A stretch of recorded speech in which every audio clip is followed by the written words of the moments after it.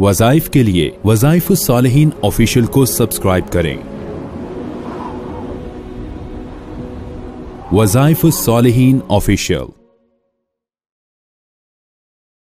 نحمده ونصلي على رسوله الكريم اما بعد فاعوذ باللہ من الشیطان الرجیم بسم اللہ الرحمن الرحیم۔ انسان کاروبار شروع کرتا ہے تو نیت یہ ہوتی ہے کہ اس میں ترقی ہو تو میں اور آگے بڑھوں، لیکن اگر ایک مختصر عمل جو آپ کو دے رہا ہوں آپ کاروبار کے ساتھ اس کو کرنا شروع کر دیں، اللہ آپ کے کاروبار کو بہت جلد ترقی عطا فرما دے گا، بہت بلندی عطا فرمائے گا اور آپ کا کاروبار پھیل جائے گا، بڑھ جائے گا، رزق وسیع آئے گا اس کے ذریعے۔ چونکہ رزق جو ہے وہ 10% دنیا میں اتارا گیا اور 10% میں سے 9% وہ کاروبار میں رکھا ہوا ہے اور 1% زراعت اور نوکریوں میں ہے۔ اب صحابہ کرام رضوان اللہ تعالی علیہم اجمعین کی زندگی گواہ ہے کہ انہوں نے کاروبار کیے، چاہے چھوٹے درجے کے کیے، لیکن آہستہ آہستہ وہ ترقی کرتے کرتے ایک بڑے مقام تک پہنچ گئے۔ اور صحابہ کرام رضوان اللہ علیہم اجمعین کے ہاں سب سے زیادہ کاروبار جب کیا جاتا تھا تو اللہ نے ترقی ان کو دکھائی، یہاں تک کہ عبداللہ ابن زبیر رضی اللہ تعالیٰ عنہ کا چھوٹے درجے میں کاروبار ہوا لیکن 1000 نوکر ان کے پاس کام کرتے تھے۔ حضرت عبداللہ ابن عمر رضی اللہ تعالیٰ عنہ کے پاس ہی وافر مقدار میں غلام تھے اور حضرت عبد الرحمن بن عوف رضی اللہ عنہ کے پاس بے شمار 3 ارب 10 کروڑ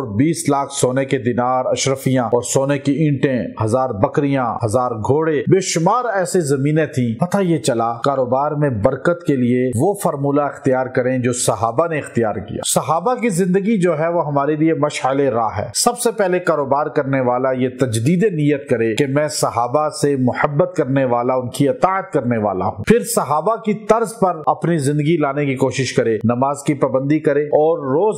روزانہ یکسوئی کے ساتھ کسی بھی نماز کے بعد بیٹھ کر یا وہاب یا اللہ یہ 300 بار پڑھ کے دعا کرے۔ اللہ اس کو رزق وسیع دے گا، کاروبار چلا دے گا، کاروبار میں ترقی ہوگی، یہاں تک کہ دیکھنے والے حیران ہوں گے کہ اس کا کاروبار اتنی جلدی کیسے دھمک گیا، چمک گیا۔ یہ پیچھے صحابہ کرام کی محبت اور اللہ کے ساتھ